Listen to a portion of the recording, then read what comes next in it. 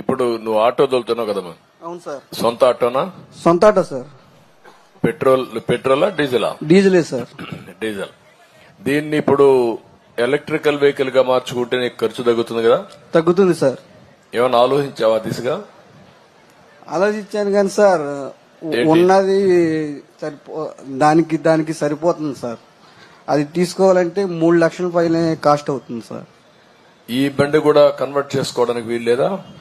Convert చేసుకుంటానికి ఇంకా నాకు అంత ఇది లేదు సార్. కాదు, ఈ బండినే నువ్వు ఎలక్ట్రికల్ వెహికల్స్ గా మార్చుకోవడానికి అవకాశం ఉందా లేదా? నీకేమన్నా అవగాహన ఉందా? దాని మీద అవగాహన లేదు సార్. మార్చలేరా? ఇంజిన్ మారిస్తే సరిపోతుంది కదా.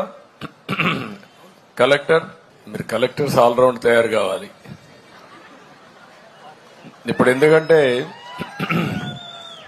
ఓకే, ఇప్పుడు ఎలక్ట్రికల్ వెహికల్స్ గా కన్వర్ట్ చేసుకుంటే ఆటోమేటిక్ గా నీ కాస్ట్ తగ్గుతుంది, ఖర్చు తగ్గుతుంది, ఆదాయం పెరుగుతుంది.